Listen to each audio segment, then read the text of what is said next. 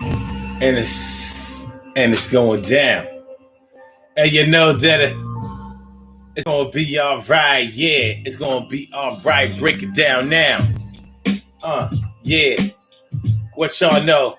Urban Therapy with Sun Show Saturday. I know how it go, and we gonna make sure that this thing flow like water. Your sons and daughters, we going to get out there, but we won't get caught up in no type of situations. It's going down right now. It got good vibrations, and I'm so glad to be here, and I'm glad to see y'all come through this year. Now, 2021, 2 months left, and I mean only 2 months left, and that's death. Yeah, we used to say death for fresh back in the day. It's Urban Therapy with Sun. We do it this way. We're talking about family-induced stress. Family-induced stress.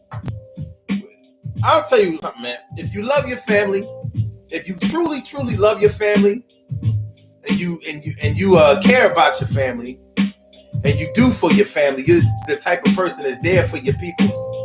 You consider your family to be your team, your number one. Your day ones are in there. But you know how family goes.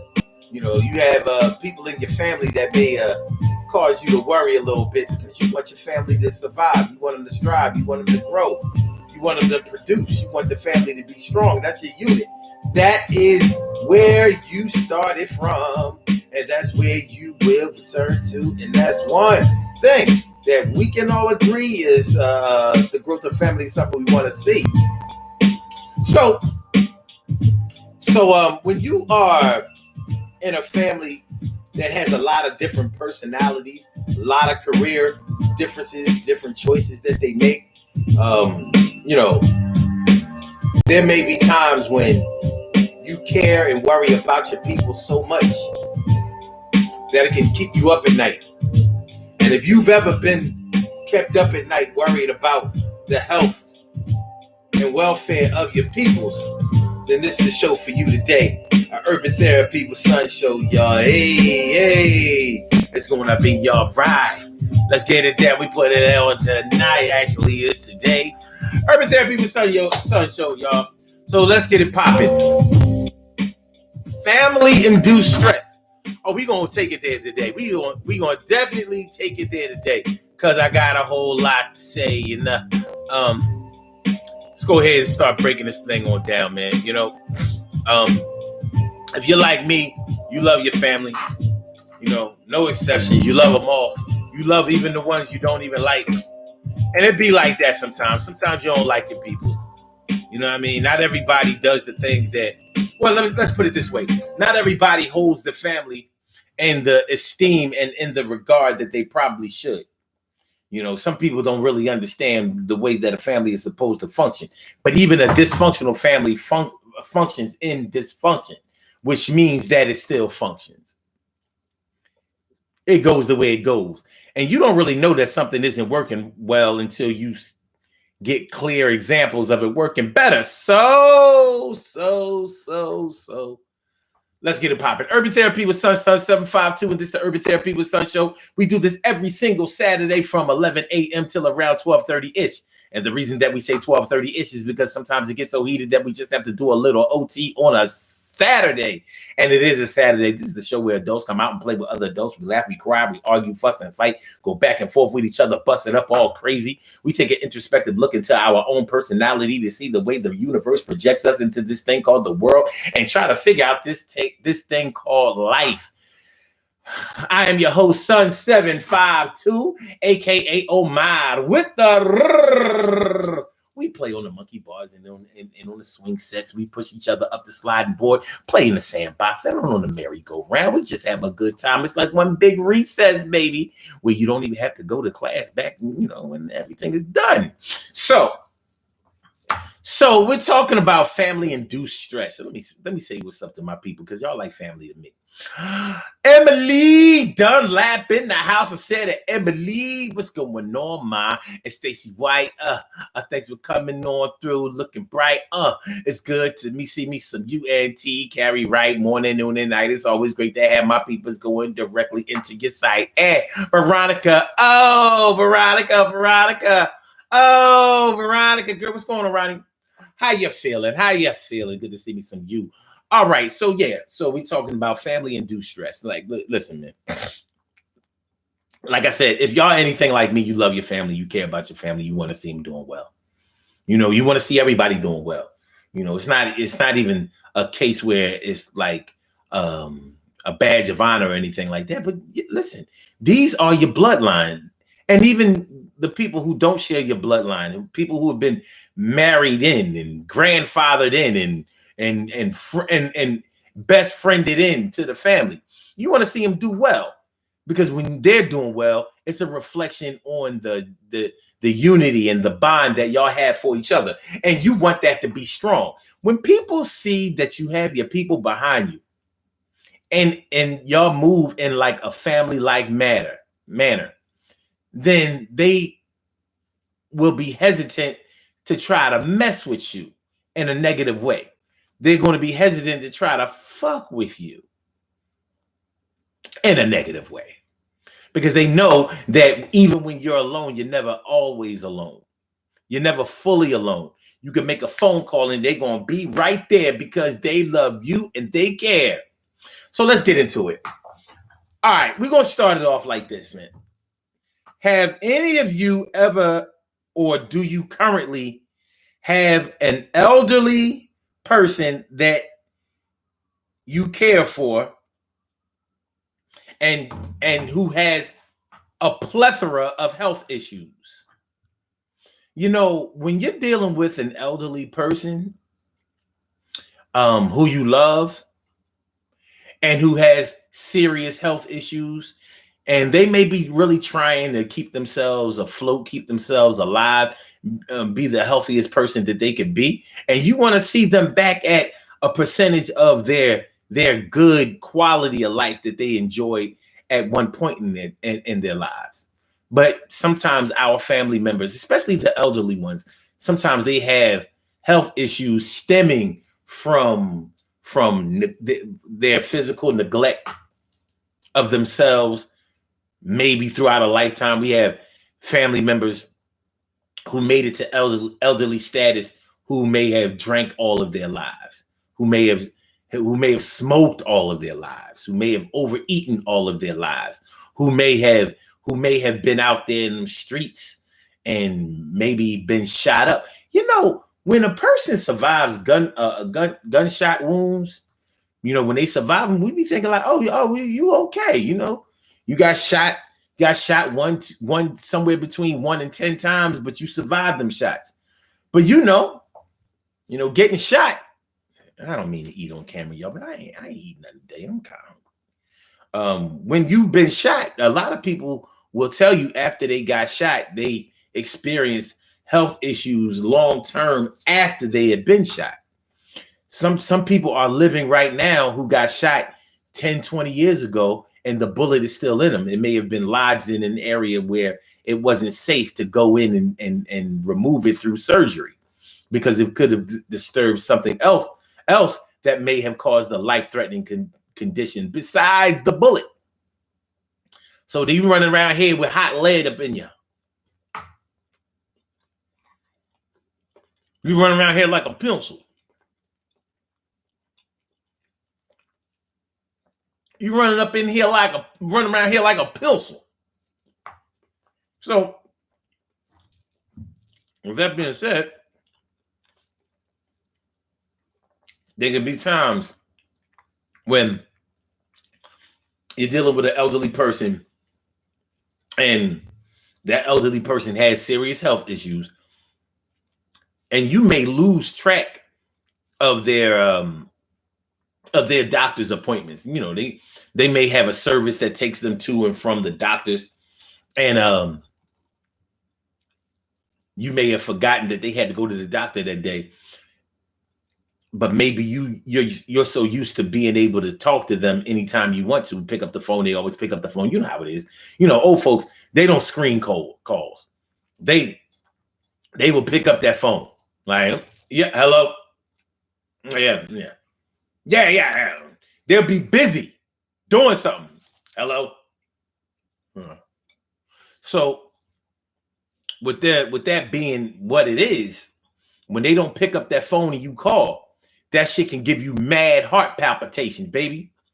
That shit can have your shit like, where the fuck are you?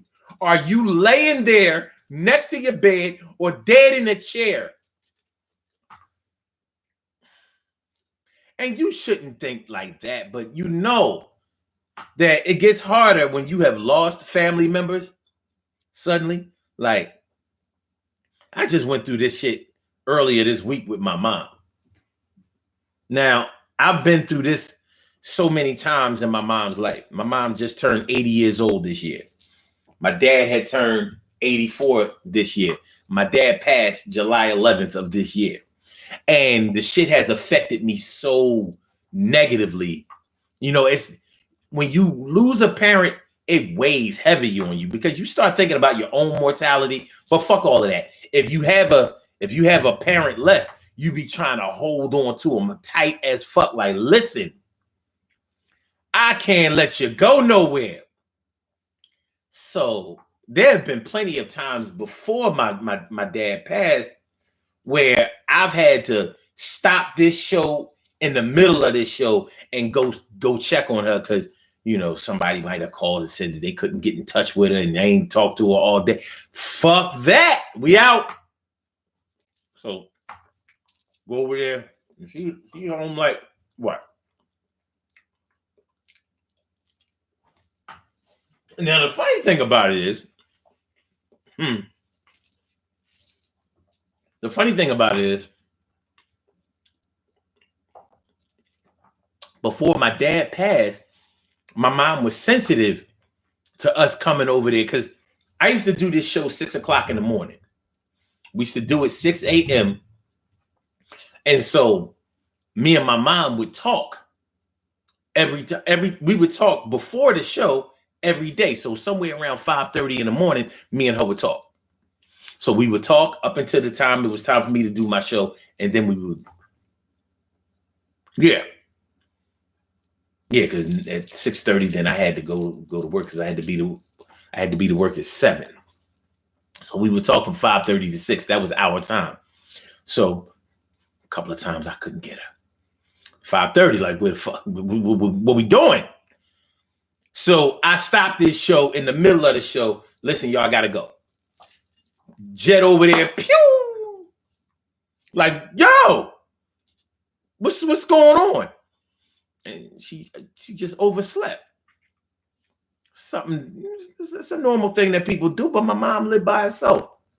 Now, at that time, she was about 70, I don't know, let's say 76, 77, you know what I mean? Maybe 75, I don't know. But whatever.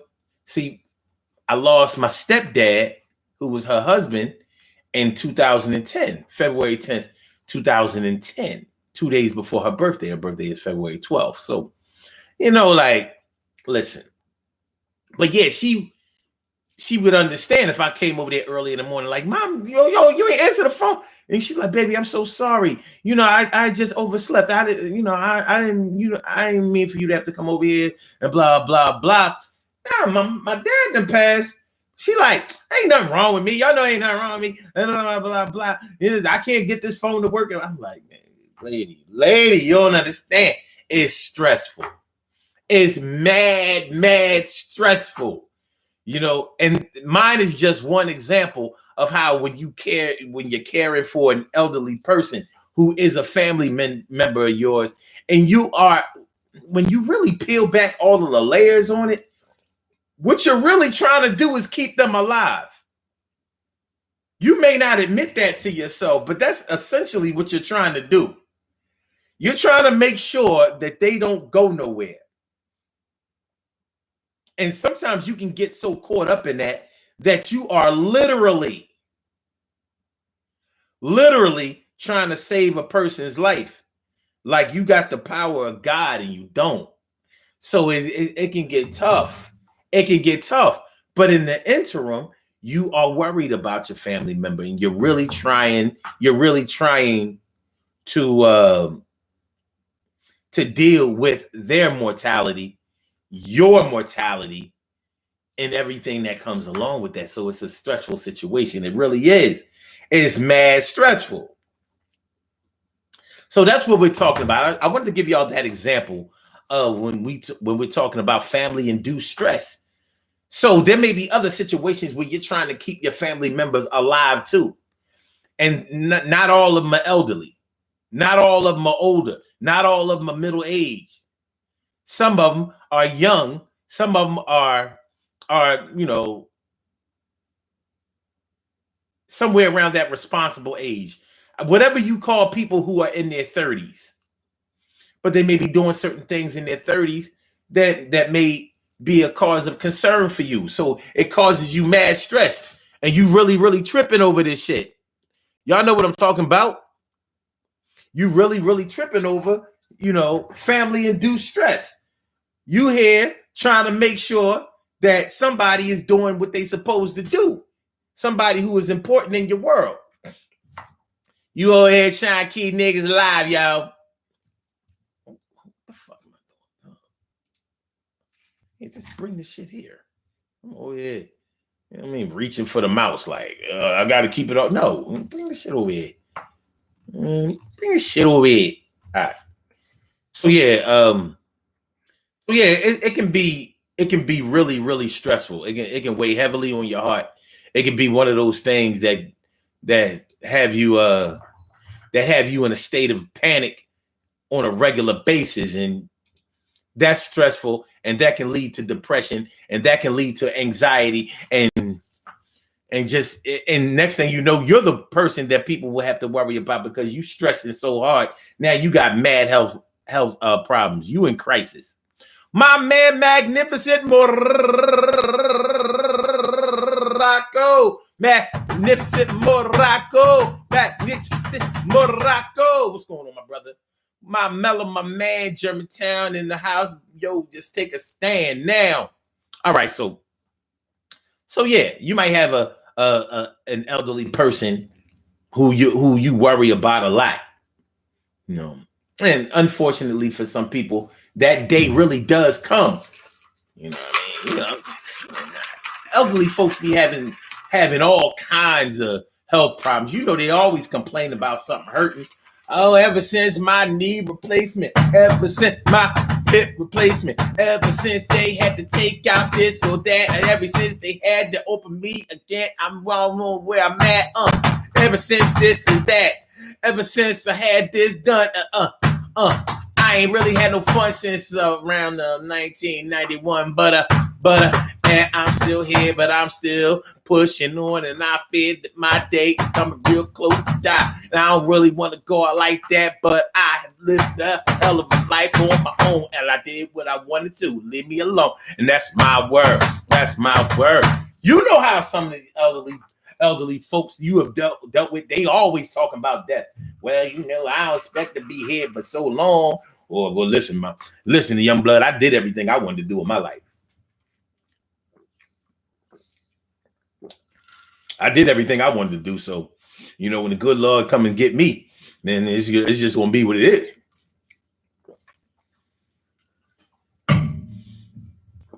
We don't be wanting to hear that shit. We don't be wanting to hear that shit. I mean, we don't be wanting to hear it. But we going to hear it, though. We going to hear it, though. You know what I'm saying? So, okay. Stacey White says, that's very true. I'm very selfish when it comes to my family. I keep them up in prayer at all the time and always calling. I was like that with my mother, and that day does come. Yeah, it does. It does come. And we be trying to avoid that shit like the plague. We don't want to see that shit. Don't nobody want to see that shit. Hold on a second.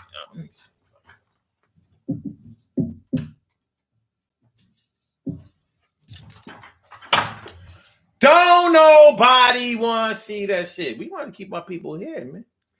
We do. We want to keep them here. We want to make sure that they are available for us, because the people in your family, they may be a resource to you. Like, I ain't gonna lie, man. I miss talking to my dad. I miss him. I knew I was gonna miss that. You know, like, it ain't one of those situations where like you don't miss what you have until it's gone. It wasn't like that with me and him. You know what I mean? I counted on him a lot, and he always hold on. I'm gonna have to chill because I'm gonna start getting. Every time I talk about him, I swear, every time I talk about him, I start tearing up. I ain't trying to do that today. Really not. We not doing that. But when you're used to seeing that number come up on that phone, you know what it is, and then you realize it's not gonna happen no more. Well, that's how it is when anybody dies, but it's a little different for the elderly because you see what's going on right there in front of you. You see it, and regardless of how long the process takes to materialize, it doesn't make it all that much easier. It just doesn't. It don't make it all that much easier. I mean, but like I said, elderly folks are always talking about some kind of pains that they had because of. It's like ever since and they ever since whatever surgery they got done, they haven't been able to do this, that, and the third. They talk about that kind of stuff all the time. If you've ever witnessed somebody die from lung cancer and you still choose to smoke after that, man, that's on you. It's a painful death, but one thing is for sure, you ain't gonna have lung cancer all that long. That shit claim you off waivers quick. It will take you off of the bench with the quickness, but you won't be starting. So, and it seems like there's a cancer for everything out here. Oh, and shout out to breast cancer survivors, man, because I know me personally, I used to play down breast cancer, but I know too many people that died from the shit. It's crazy. And you would think that with all the money that they raised, with all this pink bullshit going on, you would think that they would, like, I don't know if y'all have ever, looked up where all the money that comes from that pink, that pink shit, pink ribbon shit, breast cancer awareness. I think y'all, it would intrigue y'all to go on Netflix, or if they don't have it on Netflix, because Netflix be on that bullshit with their documentaries. But go to Prime Video and see, plug in breast cancer awareness. They are getting money. They are getting big time bank. And none of that money, I ain't gonna say none of it, but hardly any of that money, maybe like 10% of all of that shit goes to actually fighting breast cancer. The rest of that money, I'm about to get this new boat. But we doing good work out here with this breast cancer shit. Y'all ain't doing nothing but getting money. That shit is a scam all day. All day, son. All day. It's not a good look. It's not a good look. Okay. I see that we have a caller on the line. Caller, I'm gonna pick you up in just a second. Just give me a minute. And so we're talking about family-induced stress. Family-induced stress. Make sure that y'all hit that like button, y'all. I need y'all to hit the like button. Need y'all to share the show. I need y'all to subscribe to the channel and do that with the quickness. Hey, yo, subscribe to the channel. Yes, right, subscribe and hit the notification bell. And to share that show and push that like button as well. All right. My brother from another mother, Norris Hill, sit back, relax, do your thing, Max and chill. He says, what up, everyone? My elderly friend that passed earlier this year lost his wife almost 4 months prior. Their youngest daughter took it hard because she's the mother. Oh, because she's the mother or wasn't taking care of us. Oh, because the mother wasn't taking care. Yeah. Yeah. TK Wright says, lung cancer took my daddy in 7 years. It's aggressive and it spread. Shoot, to have it for 7 years is amazing. That should be lung cancer, man. Lung cancer and motherfucking pancreatic cancer. They be like, fuck you. It's like a straight death sentence. Hardly anybody survives those two cancers. People beat the other ones, but those two, they be like, nah, make plans to make yourself comfortable. But we gonna get this over with quick. My man Steve died in 2017. He was diagnosed with pancreatic cancer in 2014.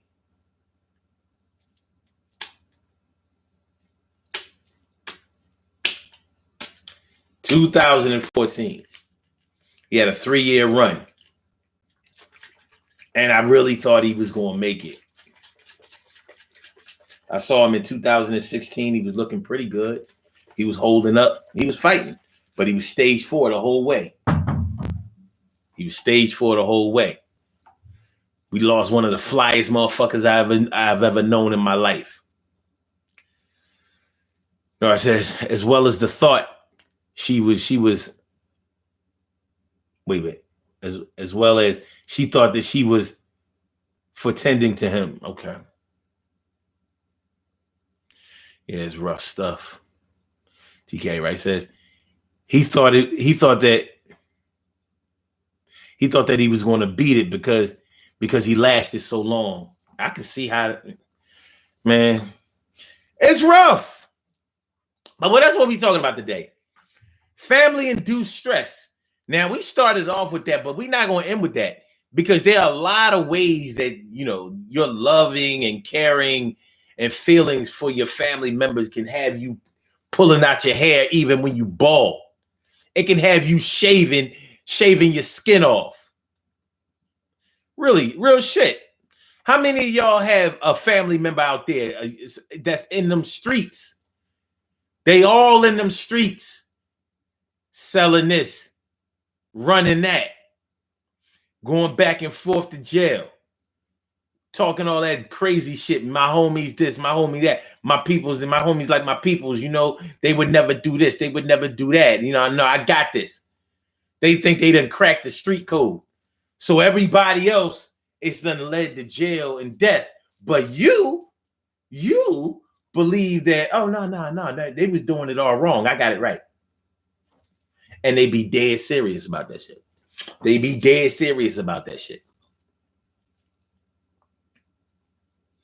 And some of them have a good run. And it is a good run until it's gone. When that run is up, it ends the same goddamn way. Not too many gangsters I know die of sickness. Well, they might have been, you know, they may have had an allergic reaction to some bullets.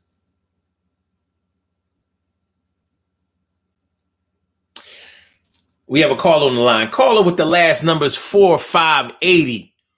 Thank you for holding. Welcome to the Urban Therapy with Sun Show. Thank you for holding. What's good? Hey, can you hear me? I hear you loud and clear now. I'm testing out a new system, as it were. Okay. So you're right about the pancreatic and the lung cancer. Those are probably the two worst killers. They're almost guaranteed 90% mortality rate, if my memory serves me right. So anybody that gets them, good luck. Yeah. So your topic is about the family-induced stress. Family is probably the worst inducer of stress, the worst cause. Ever been to friends' Thanksgiving dinners? I'm sure you've been to your own family's Thanksgiving dinners. Have you ever noticed how people will bring up grudges from years ago, like Uncle Ben did something to Aunt Mary, and cousin Joe has to step in and before they kill each other. Yeah. So that's the usual Thanksgiving dinner. I don't even accept Thanksgiving dinners anymore. Yeah, man. I know what you mean. I do. And you know what? It's interesting to hear you say that though.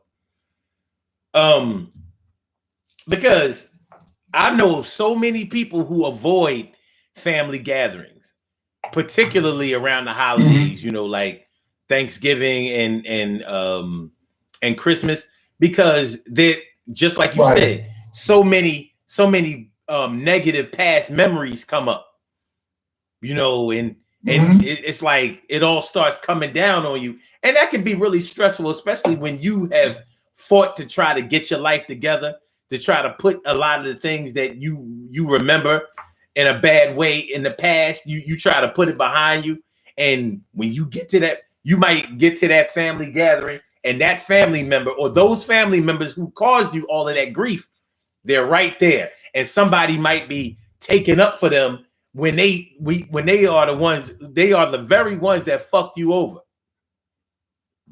Right. And who needs it? Now, Christmas and New Year's, I really haven't spent that much time with friends at their houses. Well, Thanksgiving dinners, I'm going to friends' houses. But I think Christmas and New Year's should be like Christmas should be for family and New Year should be for lovers.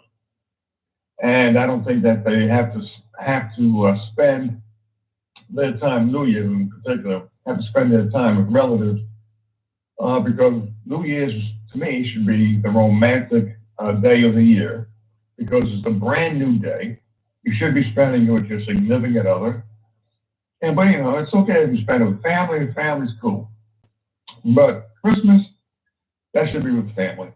And the family should take, you know, so should get UN hostage negotiators in the house to make sure that everybody stays quiet, cool, and calm. Because you've got kids there and you don't want all that turmoil around the kids. Well, a lot of people believe that Christmas is only for the kids really anyway. So what happens when all of the kids are grown or the nest is empty and hasn't been filled up with any grandchildren? You know, Christmas still has to go on. So what do?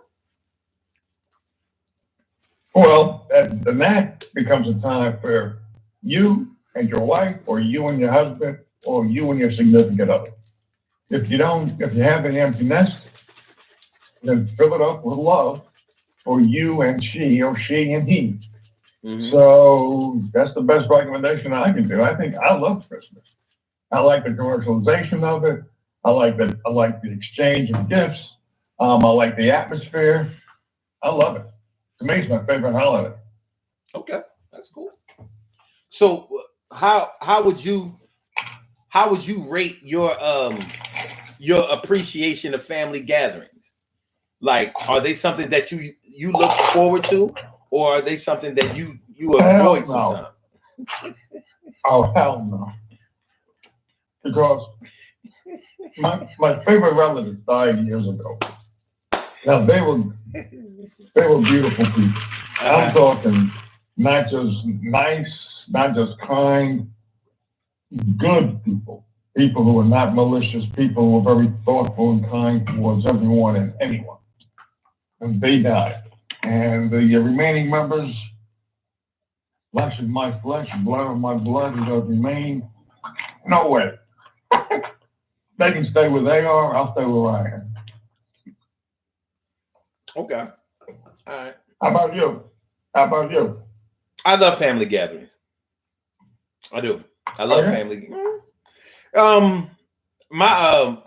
Fortunately for me, luckily for me, I don't have a lot of bad family members. I mean, family memories. Most of my family memories are pretty good, you know, and the ones that are bad aren't that bad. Maybe I've just accepted some things to be the way that they are. But however it goes, yeah, I enjoy spending time with my family during the holidays, and we've always had a lot of fun. You know, it's not like it used to be. you're a rarity go-getter. I mean, you should write a book. Maybe you'd sell 1 million copies because there's about millions of people in the United States who would rather take a shotgun to the head than go to Thanksgiving dinner with their family. Well, see, that's what we're talking about. We're talking about family-induced stress. Now, you brought a different element into the conversation than what I was thinking about, because I was thinking more about the family members that you really like, the ones that you really love and care about, and how you're loving and caring for them when they may have health problems or something like that, or maybe living a lifestyle that you know is dangerous to them.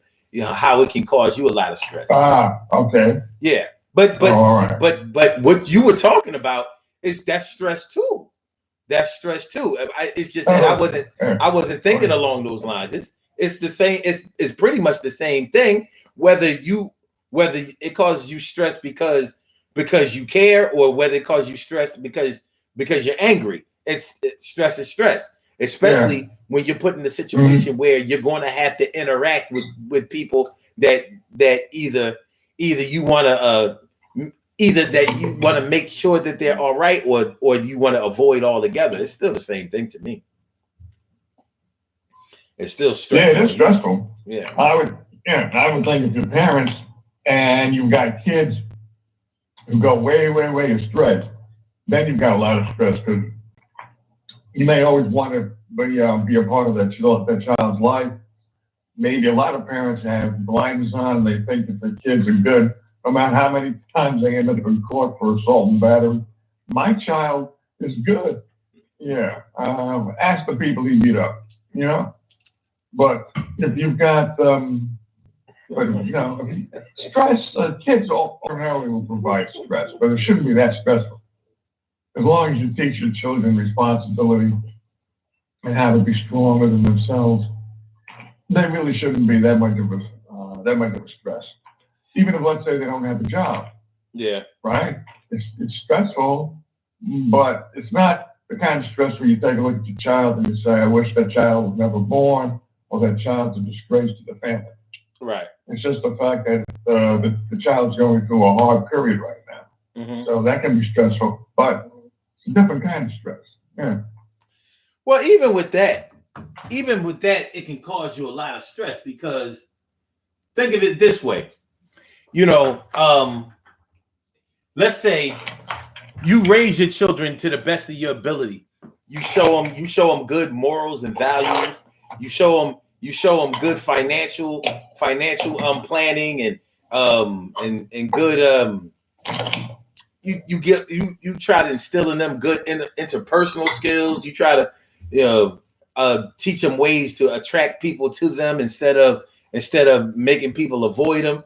And you show them the good and bad in people. You can raise your children in the most well-adjusted ways, but we still have to take into consideration that they're going to go through that stage from about 12 years old to 20 years old, where that's their real learning stage, because that's when they're going to be influenced by their peers, and that's when they're going to learn a lot, and they're going to think that they know a whole lot, maybe even more than you sometimes. Right. Those are going to be the times when they're going to experiment with drinking and maybe drugs or reckless sexual behavior, irresponsible sexual behavior, all kinds of stuff. And you can't stop them from going through that process, because you've gone through the process. So as much as you would love to circumvent that process and limit the damage that the process can do, in your heart of hearts that you have to let them take their bumps and bruises. And so for some parents, it's so stressful for them knowing the kind of stuff that they had been through, that they try so hard to avoid their child from going through the same things, that they'll become too strict with the children. And you know what happens when you're too strict with a child. When you're too strict, they're going to rebel. They're going to sneak around. Now you've made it so they're not going to communicate with you. So when they get in trouble out there because they were trying out some new shit, they're not even going to tell you, because because they think that you're going to hurt them, and they might be right for getting in trouble. So that's stressful. Well, that's stress. It is. But I always blame everything on the parents, no matter what it is. Because I've always said, if we can train crocodiles, polar bears, tigers, hippopotamuses, rhinos, to be loving animals, to be loving pets, you can train your son or your daughter the same way. Because if you instill into those progeny of yours that you love them, and at the same time, fair discipline. I have no qualms whatsoever about taking up a strap and hitting the backside of a kid. Okay. But if that kid always feels that he's getting beat unfairly, then you're raising not an ungrateful child, but a resentful child. But if you explain to the kid, let's say, for example, you have a 6, 7-year-old who's very, very energetic. No problem with that. But the kid has a tendency to run across the street. If you grab that kid and you beat that shit out of that kid, but explain to that kid as you're crying, looking at that child, saying, John, you know why I beat you? Because I love you. Oh, Daddy, if you love me, you wouldn't beat me. But I love you, and I beat you because you could get run over by a car. We would miss you. We love you so much, we would cry every day of our lives. If you do that, something along those lines, as opposed to, what did I tell you? I told you not to run across the street. Bang, bang, boom, bang, boom. No. One way is showing why you've done it, why you love that child. The other way is, I'm the authority. You disobeyed me. It's more about the parent than it is about the child. Mm-hmm. And I've always maintained that if you have children that you raise that way, I also believe this is not contradictory to what I'm saying. If the child's got to fear the parents, but the child has to love the parents as well. Right. But the parents can't instill discipline just because they can. They should grab that kid when that kid comes home every once in a while from school and play with that kid, kiss that kid, make that kid feel special just because he's part of the household. Also teach the kid he's not going to be treated that way in real life, only in the household. But you got to instill discipline feeling, you got to instill a lot of love. So that's why I think, if a child like what you was talking about from 12 to 20, sure, the kid wants to spread his wings, become independent. But if the child realizes that by running with gangs and taking drugs could embarrass the family and embarrass his mother and his father, whom he loves so much and have done so much for him, he's got a greater incentive not to run with the gangs, not to do drugs, because of that particular upbringing. Have you ever seen videos of owners swimming with their polar bears where baby hippopotamuses are lying on the lap of their owners? Rhinos rather, are lying on the lap of their owners because at that early age, they're getting a lot of love, a lot of attention, a lot of physical contact. Yeah. We don't do that with our children. Right. But here's the thing about that. One thing we know that hippopotami and rhinoceri and elephants and dolphins and killer whales, we know that if we do not train those animals directly, that there's no way that they will interact with us the way that they do. They will not do that naturally. Absolutely. But we don't show that same type of insight when it comes to our children or human beings. We know that if we don't know, but many of us think that if we don't do the work necessary to guide our people in the right directions, somebody else will do it. So and they're right. But the thing is, we don't know how well in the right direction somebody else will do the job that we neglected to do. We know damn well a lion is not going to interact with us, hug us, lick us in the face, and play with us, wrestle with us, and all of that, unless we raise them from very young or find another way to train them. We know that they won't do it. But with children or even with adults, we don't know their entire history of the way that they've been raised or dealt with or any of their experiences, but we deal with them, and we can deal with them from wherever they are in life. So yeah, we can train animals to do all kinds of tricks and stuff like that. But what we can't train animals to do is hold a conversation, to understand exactly what we're saying, and to be able to control their emotions. We can't teach them that, because we can't communicate with them on the level that we can communicate with our own people. So the level of communication that we have with our own people can cause us stress, because we may be trying to communicate in ways that are not effective to the people that we're trying to reach out to, or that person that is trying to reach out to us, we may have been closed off to them.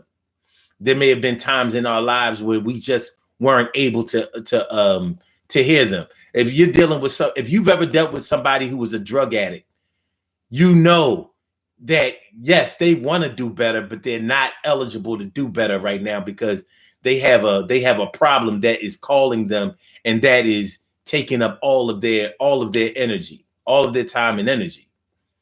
And of course, you know how that story can end. So you're loving and caring for them, or just concerned for them, for their safety, can really have you kind of, messed up. It can have you in a bad way, because you know that when you're dealing in drugs, or if you're dealing in prostitution, or drugs and prostitution, they often go together. That's a crime element, and somebody may not handle them in a way that a caring person or even a concerned person would. So it can have you stressed, because you know how that story is going to end, and unfortunately, that might be your family member. So it can be stressful for you. Absolutely. Have you ever? Parents, people who Have you ever cared for a family member who was on drugs? No. Okay. Well, lucky you.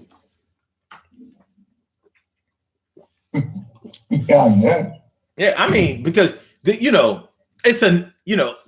when we start talking about drugs, I'm not talking about any one particular drug. I'm not just talking about cocaine or crack or heroin or pills or whatever. Most of us have dealt with an alcoholic or at some point. You know what I mean? And a lot of people don't look at alcohol as a drug, but shit, it sure will make you do a lot of things that drugs will make you do. And so when you're dealing with somebody who's an alcoholic, you have to worry about them all the time, because the likelihood that they're only going to be an alcoholic in their home is low. They're going to drink, they're going to drink. They're going to drink in bars. They're going to drink at work. They're going to drink and drive. They're going to drink and hang around with people. All kinds of shit happens when you're dealing with somebody who is an alcoholic, because they drink all the fucking time. Yeah. You know what I mean? So they're hardly ever in their right mind. They're constantly under the influence. So the drunk them is what you become more used to.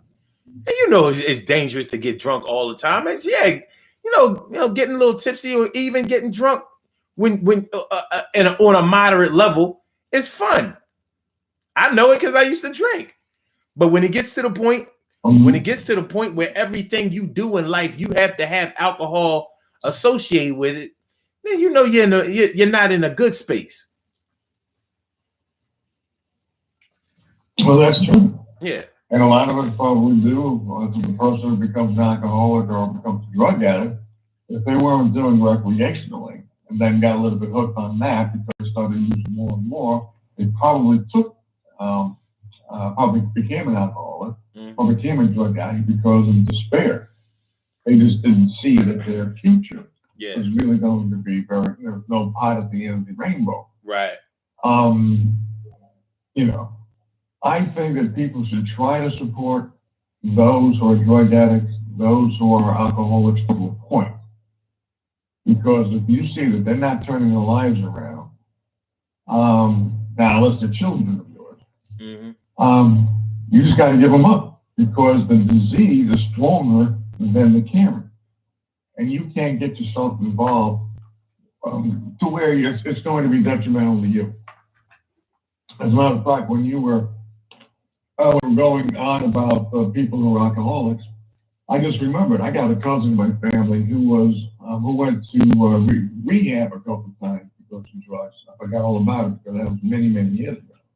But I remember that the only time that she and I really talked during that time is when she needed money. So she would call me up or come to my apartment, and I would lend her a few bucks. He has never, ever paid me back. I've never reminded her of it, but I do remember that if my cousin was to come to me now, ask me for money, ask to do a favor, it would be, no, sweetie, I'm sorry, can't. You know, if she would ask me why, I would tell her. I'd say, look, I don't trust you. Point blank. You know?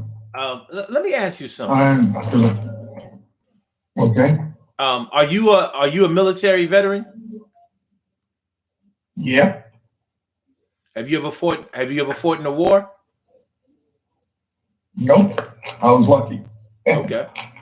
Yeah, that's very lucky. You know, like your timing must have been impeccable.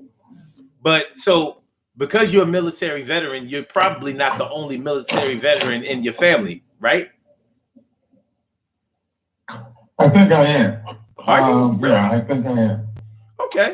Okay. So, well, okay. Even if you are the only one in your family, just joining the armed forces. By the way, which branch of the service did you serve in? Air Force. Air Force. Okay, cool. My brother retired from the Air Force. Okay, cool. So, when you by being in the military, even if you didn't fight in a war, that doesn't mean that you weren't enlisted when a war was going on. So that may mean that you had comrades that you were in boot camp with or whatever that did go to war. You know, so you have to consider what their families, what their family's stress level had to be when they know that you have to go off overseas and basically kill or be killed, because that's what war is. There's not too much more to it. You go there, right. You go to war to kill or be killed. You got to do one or the other. It's very, very hard to do tours and not do one or the other. It's virtually impossible. So when people when you're thrust into a situation like that, where you're seeing the other combat soldiers get body parts blown off, get murdered. Well, I can't say murder because it's war, but okay, get killed right in front of you, and you're carrying all of these memories and this stress that you had while you were fighting, and then you make it home, and that destruction, seeing that destruction of human matter. That's not something that you're ever going to forget. So the likelihood that you're going to come home from the military and still be okay after witnessing something like that for a few years is low. So, you're you're kind of like a danger to yourself and to other people when you're home, even though you're not crazy towards to American citizens. But that's not going to stop. That's not going to stop the people who are who care about you and who love you from worrying about how your the stress that you had and maybe even the depression that you had from being in war may make you take your own life. You understand what I'm saying? So one of the hardest things to do is to care for a person who doesn't want to live anymore for whatever reason. Stressful, right? And unfortunately, unfortunately, it might be your family member. Well, I was going to give an example. I had a family member who was undergoing suicidal tendencies. She was an aunt. Wow. And what I had done when she had told me that she wanted to check out, I called her every day for 29 straight days. I never was judgmental. I never said, Auntie, you got to hold back. I understand that she was a semi-invalid, by the way, so she never really went outside. So she was always feeling restrained and isolated. And I said, you got to maybe take more walks. I didn't make any kind of recommendations. I wasn't on the left nor the right side of what she was feeling. All I did was just talk to her, let her know I cared about her, listen to her, and I did it for 29 straight days with 29 phone calls. At the end of that, her spirits were lifted, and she went back to being the same little cheerful aunt that she was before. All right. So I've had that in my family. Hey. But I know the situation you're talking about is especially dire when you're a wife who has a husband who's come back from the war with PTSD. Oh yeah. I had a friend of mine. Oh yeah. Oof. I had a friend of mine who was one of the baddest dudes in town. Mm-hmm. He went into the army. Right. He served 2 years. He came back. He could not sleep in a bed. He had to sleep on the floor. He picked the floor in his family's house, the floor in the kitchen. So he's sleeping on the floor in the kitchen. A brother of his walks by, right? Mm-hmm. Doesn't want to disturb him. The slightest creak put the poor kid, he's only about 20 years of age at this time. The kid goes into a flashback mode. He grabs his brother's ankle. He thinks he's the enemy. He starts wanting to kill him. The ruckus gets loud in the kitchen. Luckily, he had other brothers. They were in the house. They came out from their bedrooms and saved him and saved their other brother. So PTSD can be a bitch. Yeah, man. Yeah. Oof. Yeah. PTSD is a terrible condition. And a lot of people, a lot of times PTSD goes undiagnosed. So imagine dealing with a family member that's suffering from PTSD, and he or she thinks that that he or she is okay, and they're not okay.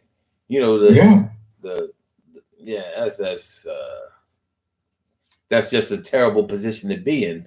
But it's something that if your family members or a friend that you consider to be like family, it's something that will make you worry about them a lot, especially when you're trying to help, when you're trying to get them the professional help that they may need, and they may be resistant to it.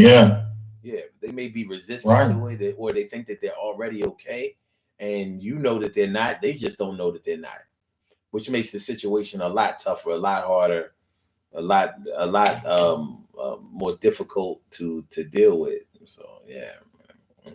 So we're talking about because the person's got the big. Go ahead. The person's got the PTSD, and even if a person doesn't have PTSD, if they have some kind of emotional condition, They don't want to admit it because it makes them appear weak.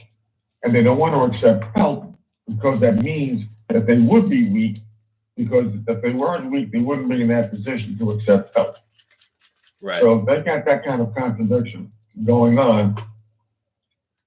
Those kind of maladies, the family should really always spend time to try to fix that particular condition of that particular family member, recommending the person go to therapy, etc. Because that's not an induced type of stress just because you feel that life is a bitch, or you started using drugs or alcohol just to feel good, and then it evolved into something which got you by the short hairs. Yeah. PTSD is something which that was inflicted upon you. You should have family members there for you all the time, and there shouldn't be any shame involved in it. And hopefully, I don't know if anybody who's got PTSD from the service who's ashamed of it. They may feel self-conscious about it, but I don't think they're ashamed of it. Well, I know some people who were ashamed of it, and I've really because listen, man, if you come from one of those, you may come from one of those warlord type of families, one of those families where everybody has gone into the military. Like it's a foregone conclusion that as soon as you get out of high school, you go straight to serve your country. There are plenty of families out there like that. So, you may come from one of those families that are like sort of like the old school types of families where they feel like if you haven't served your country, then you don't deserve to be in this country. So in those types of families, okay, this PTSD thing goes all the way back to World War I. Plenty of those soldiers came back from World War I, World War II, and Korea totally fucked up, but they didn't get diagnosed with PTSD. The PTSD thing didn't get popular until after the Vietnam War, because now, Vietnam was the first war that was fought on television. So we didn't understand what war was like. The American public didn't understand what war was like, and some of the things that went on. The shelling, the killing of so-called innocent citizens and stuff like that, and the rape and all that kind of shit. The Vietnam War all that. Vietnam War was the first time that we saw on TV what was going on, and those soldiers came back from Vietnam. As you know, they didn't come back as heroes. We didn't even win that war. We didn't win Korea either, but Korea didn't get the bad rap the way that Vietnam got. It didn't last as long. So but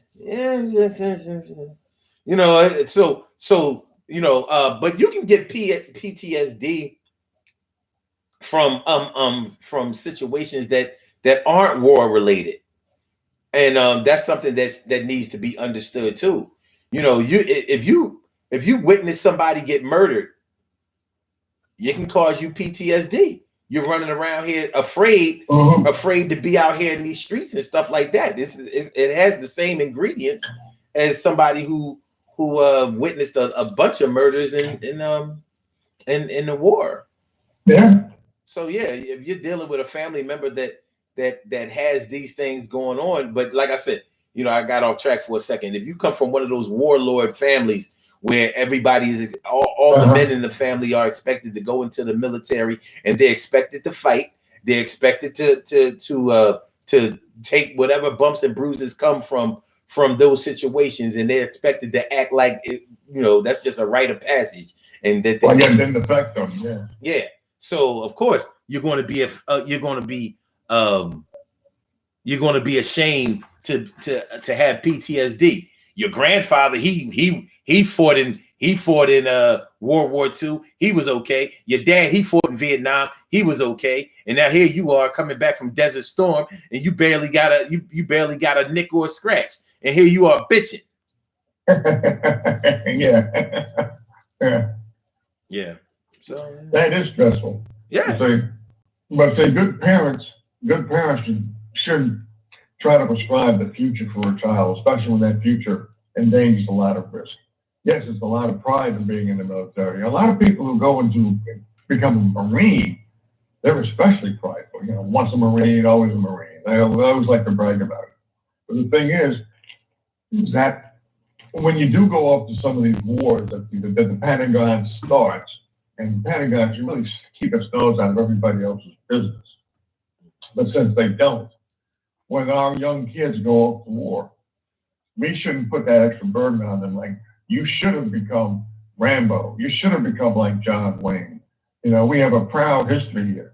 Well, that's nice, but I'll bet your granddad from World War II, from Vietnam, they're just not letting you know about their PTSD. I bet you they have flashbacks and hang-ups that you're not even aware of. War is a bitch, especially when your best friend just got his head blown off right in front of you. So parents and other family members should be very supportive of the Marine, of the Air Force vet, of anybody who has actually seen war, because if they haven't been there, shut up. If you have been there, shut up. People deal with war the wrong way. Doesn't make them cowards if they come back with PTSD. Yeah. Yeah, I could never consider anybody who fought in a war or went to a war or went in the military at all. I would never consider them to be cowards. Everybody deals with certain situations the way that they deal with them. But when you care for somebody, particularly somebody who's a close family member or just a family member in general that you may have a soft heart for, you're going to worry about them in those types of situations because you just don't know the way that life is going to play out. And on top of all of that, you're trying to get through, whatever situations that you're going through in your own personal life. So when you're worried about the health and safety of someone else, and you still have a whole lot of shit that you need to unpack yourself, that's a situation that may have you all sitting on a couch with somebody taking notes. I mean, it is what it is. Yeah. But it's not an easy thing to deal with, man. But yeah, so we were talking about family. I would imagine not. Yeah. So as we're talking about family-induced stress, it can come in a lot of different forms. I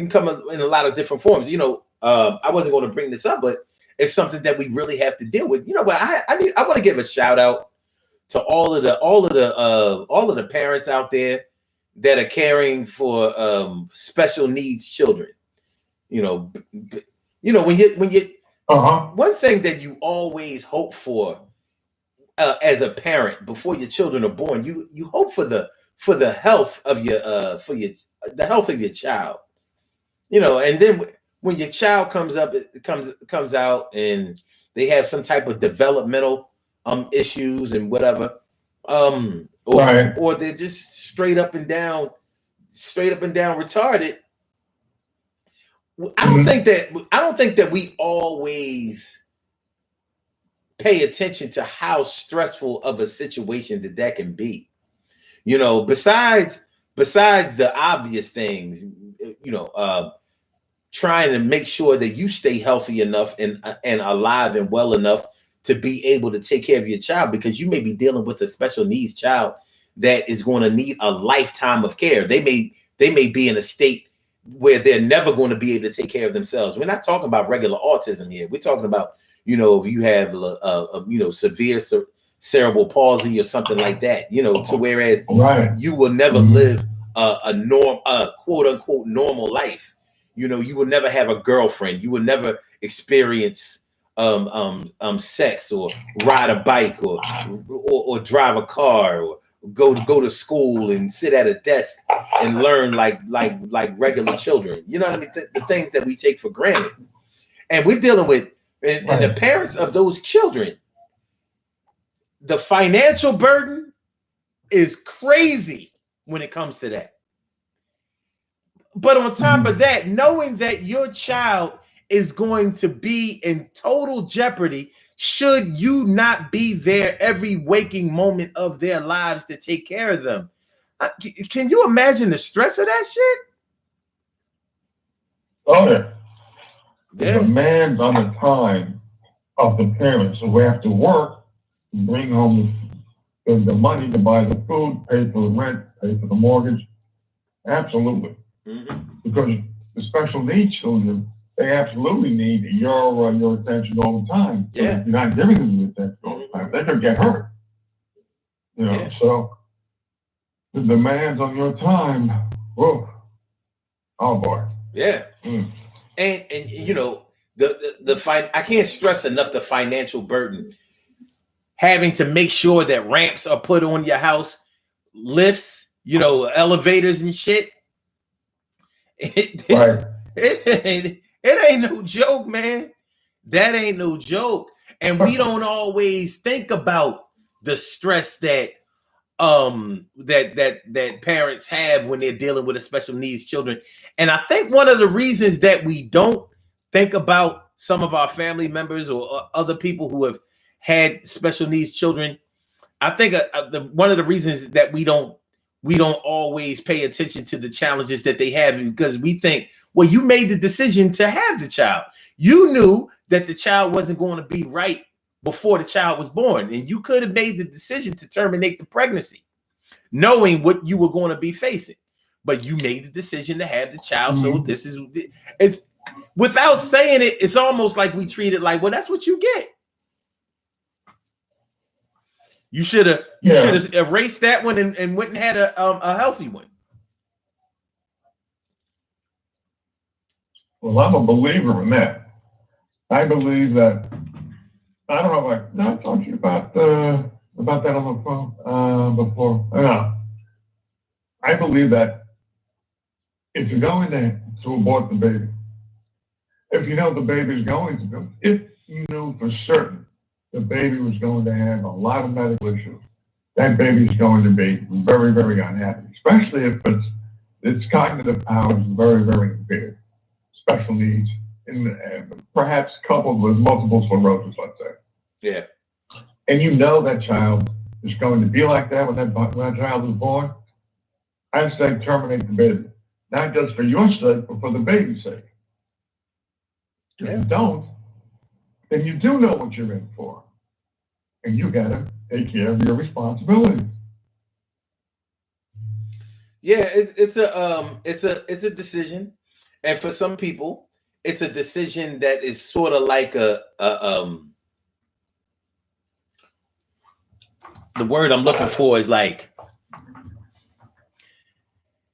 a lot of people don't want to terminate a pregnancy because they feel like they're thinking about their life in eternity. You know what I'm saying? Like, you know, God is going to get me for not taking on this challenge, and you know what I mean, here I am going to hell. There you go. Going to hell just because I didn't want to. Yeah, so it's hard. Listen, I'll tell you what. At this point in my life, I can understand either way. I know the decision I would have made, and it probably would have been to terminate the pregnancy. But I can't make that. I can't and wouldn't make that decision for anybody else. But I just know, I know one woman who had the child, special needs, and the child wound up, it needed a lifetime of care, but the child passed at like 13, wound up passing at 13 years old. She ain't really been lucky. You know, and that's but that's the threat of that happening at a young age is something you have to deal with too. Stress galore. That's family stress. to a high degree. You know what I would like? Excuse me. You know what I would like to talk about on your show is the stress that's caused when guy and a girl get together, girl's pregnant. He tells her at the beginning, "I don't want you to be pregnant." She tells him that she's on the pill, maybe the rubber broke, and they agreed that if she ever did get pregnant, she would terminate the baby. Now she changes her mind. Now that's stress not only on her, that's very stressful on him. She changed her mind. She might have been lying at the very beginning. Now he's going to take care of the kid he doesn't want. What would you do? Me, I would love to have laws passed so that when the man and woman get together and they say, if you get pregnant, I don't want this child. If you have this child, I am not paying for a bloody cent of this child's upkeep. That's not possible in any state. You can't have that kind of contract. It's considered against, general policy. Oh, I forget exactly what the term is. But that's what I would like to say. This idea where the man is held responsible, even when he's not responsible, to me is bullshit. That's stress. What about paternity fraud? That's stress. When you have a show like that, I'll be there. Paternity fraud, huh? Interesting. Mm-hmm. We've talked about actually everything that you mentioned, and we'll talk about them again in some capacity. We repackage some things, relabel some things, and add in some things that we may have left out in a previous conversation. But it'll come up again. It'll definitely come up again. But listen, man, we're about to get out of here, do these birthday shout outs. But listen, I really appreciate you calling in today. Okay. I appreciate your information. You were great. And I will holler at you. I'm always great. Go get them. I said you were great. I said you were great. I didn't say this time you were great. I said you were great. You got it. You got it. Yeah. All right. Look, you enjoy the rest of your weekend, and I'll probably talk to you sometime during the week. Okay. Take care and be safe. All right, you too. Good stuff. I like it. You love it. I like it. You love it. You like it. I love it. I like it. Let's do these birthday shout outs. We have some birthday shout outs to do. Some people were born on this glorious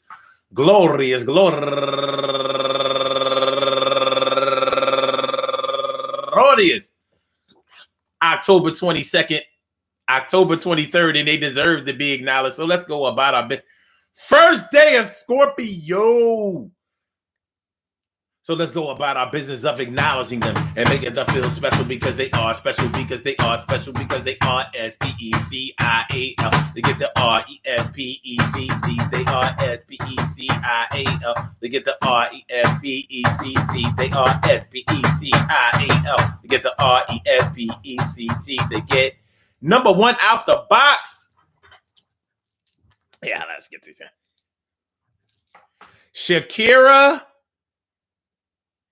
Fagan Always turning 40 years old today. Welcome to the 40-40 Club. Don't be cray-cray. And Levita Cameron, happy birthday to you. And Christina De La Cruz turning 48 years old today. And Latricia Morales.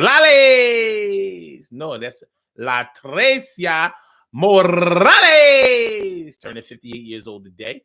And Anita Daly turning 28 years old today, and Larita Wilson turning 64 years old today, and my girl, go get her, Yolanda Wembley, my girl, happy birthday to you.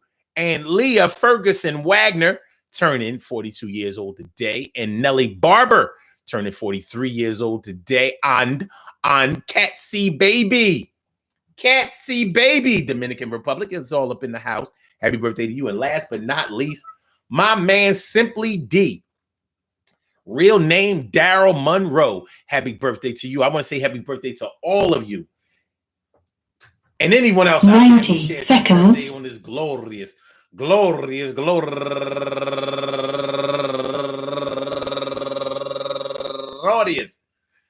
October 23rd, anywhere out there in the world, worldwide, internationally, and universally. All of y'all go ahead and turn up. But don't turn up too loud. Just turn up loud enough so everybody can hear you. Rock out, rock on it, do the damn, the rock out, rock on it, do the damn, rock out, rock on it, do the damn thing. You do your thing, y'all represent the queens and kings. Y'all represent the queens and kings. Good things happen to those who wait. Great things happen to those who grind. And anything can happen to those who go for theirs. So go hard, go for yours. And remember, man, listen, check it out. Family-induced stress. Oh. Family-induced stress, man. If you love your family, if you care about your family, if you're concerned about your family, if you want the best things for your family and yourself, and if you're happy and you know it, clap your hands. Well, you know, sometimes we try to keep our family alive. Sometimes we try to keep them afloat. Sometimes we try to keep them abreast. Sometimes we just want them to be all right. And everybody will be all right. Hope they will. But the truth of the matter is, we don't always have control over how our family members are going to think, act, and how things are going to play out. So it can cause us a little bit of stress. We could have talked about so many different situations. And we still can at another time. But we will be back tomorrow. I'm off this weekend. So we will be back tomorrow at 11 a.m. So I hope to see y'all there. And we're going to come up with something clever. I hope y'all enjoyed this show, because I did. I enjoyed the show today. Peace to all my day ones, my everydays, and my brand news. I love y'all to death. Resuscitate y'all. I love y'all back to life. I hope y'all enjoy listening to the show as much as I enjoy broadcasting it. And make sure y'all hit that like button. Make sure that y'all share the show. Make sure that y'all subscribe to the channel. If you haven't subscribed to the channel yet, daily go get a mism. All right. So. TK Wright says there are things we didn't cover. Can we revisit this, please? We could do that, but not tomorrow, though. Don't try that. No, not doing a part 2 tomorrow. No. Just playing. I want y'all to have a beautiful day, because it looks like it's going to be all right. A lovely day.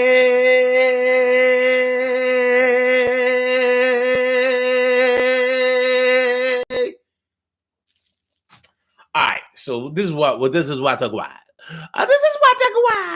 All right, so Blog Talk won't let me play none of the tracks that I would like to play on our way up out of here. You know what I mean? They ain't gonna let me play none I really want to play. So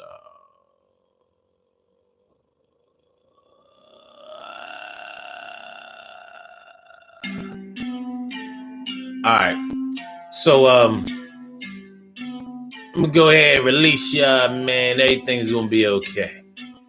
Everything is gonna be all right. So y'all have a beautiful day. No exceptions either. No exceptions, baby. Everything is gonna be okay. So yo, Instagram, let me get you on the body here. I think we're coming on through loud, clear. And it's gonna be all right. Yes, it will. Yes, it will. Now. And for my YouTubers, you know just how we do, but I want y'all to have a great day and see you later, my boobers. Yes. Yeah. Yes, y'all. And you don't stop now.